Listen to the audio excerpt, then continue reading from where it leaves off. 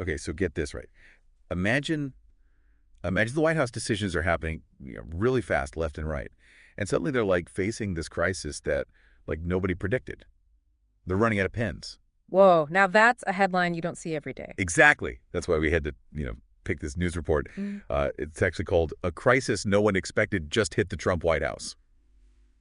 This is super weird. Yeah, no, I think that's a perfect choice. It really kind of gives you a sense of just how much was happening in those first few days of the Trump administration.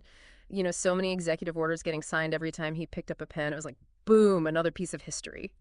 Yeah, it's true. And each one of those pens becomes like a little artifact, right? Yeah. I mean, we're talking about the Resolute desk, all the cameras are there. Yeah. And then those pens themselves, they basically become souvenirs. Exactly. They're not just pens anymore, So, They're like symbols of power, like a physical connection to these big moments. And I think that whole tradition really highlights, how important those decisions are. and, all those pens, everyone wanted one. And I guess they didn't really see it coming. Mm. There's this quote from Andy Boss. He works for the company that supplies the pens to the White House. And he says, "My guess is that he's running low." I love that quote. It's so simple, but it kind of makes you think, right? Like on one level, it's kind of funny to think about the White House like scrambling to find pens, but then you realize it shows how there's this weird disconnect between the symbolic importance of all this and the actual like nitty-gritty of running a government. For sure. It does make you wonder, like, did they even have a system for ordering more? I mean, were there so many executive orders at the beginning that they just totally, like, overwhelmed the usual process? Yeah, that's a good question. And it shows, maybe there were things they didn't really think about. I mean, even at the very top, with all the planning and resources you'd think they have, sometimes the unexpected happens. And sometimes it's something as small as running out of pens. Totally. Yeah. And, the media definitely didn't miss this story. We've got articles about it from everywhere: the Conservative Tribune, the Associated Press, even Spectrum News, New York One. It was like everyone wanted to talk about the White House running low on pens. It's almost as if it became like the lens people were using to see the whole administration, like the fast pace of the policies, maybe some oversights all kind of summed up by not having enough pens. And this is where I kind of get confused. Was the media really that fascinated by office supplies? Or was something else going on? Like, did this pen shortage become their way of talking about how the Trump administration did things? Maybe even criticizing their decision making? Yeah, that's a really good point. The way the media focused on something so small, it could be that they were trying to tell a bigger story. And it makes you think, how do even little details get spun and blown up to fit a certain narrative or agenda? For sure. It makes you wonder about how powerful symbols are in politics. Like how a regular pen can suddenly mean so much to the people who use it and the people watching. Absolutely. And it makes you think, what other little things we might not even notice, could give us that kind of look into how power really works? Kind of like digging up the past, right? Like those archaeologists trying to figure out what things mean. Except here, our artifacts are, well, pens. And instead of some ancient ruin, we're looking inside the White House. It makes me wonder, did other presidents have this problem? Were there, like, other pen gates we don't know about? Haha, that's an interesting thought. I can't think of any other time they ran out of pens and it became such a big deal. But yeah, every president has those behind the scenes things they got to deal with, running the White House day to day. It's a lot more complicated than people think. So maybe it wasn't just Trump, but the way people talked about it, the media going crazy, that felt different.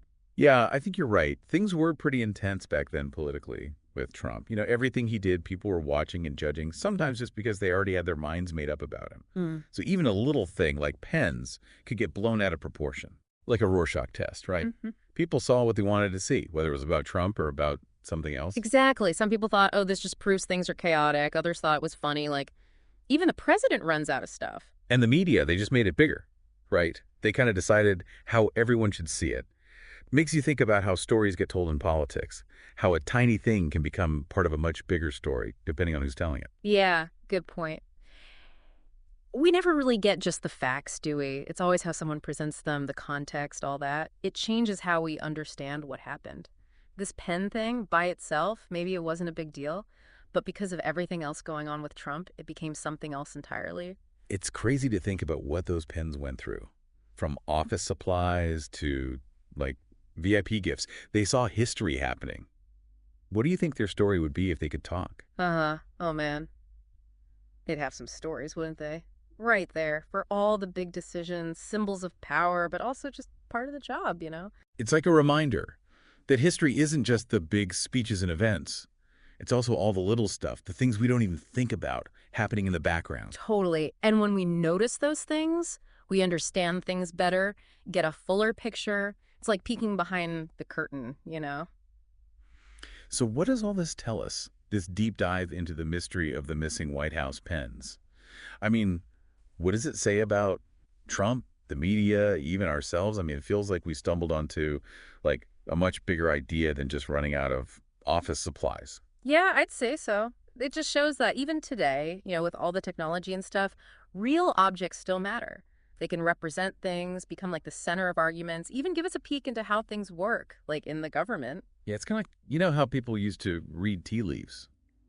But instead of the future, we're trying to understand what was happening right then. Exactly. And in this case, that simple pen, it gave us a little look into, I don't know, maybe the stress, the way people saw things, even just some of the quirks of the Trump administration.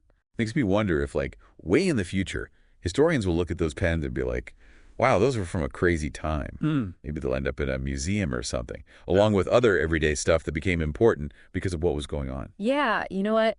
I could totally see that. Just imagine like a display case, and there's a few of those pens.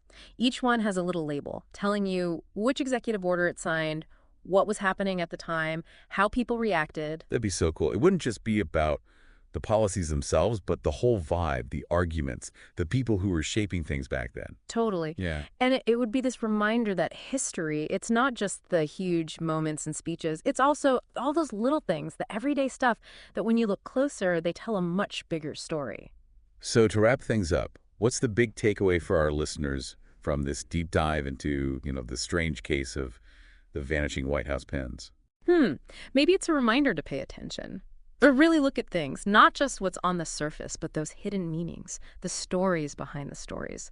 To question what we think we know, dig a little deeper, remember that even the most ordinary thing can have a whole story to tell. And hey, maybe even learn to appreciate a simple pen. Right. Right. After all, it can sign a law, write a letter, even start a huge debate. I think that's a pretty good place to leave it for this deep dive. We'll be back soon with more, so until then, keep thinking, keep questioning, and keep an eye out for those hidden stories. You never know where you'll find them.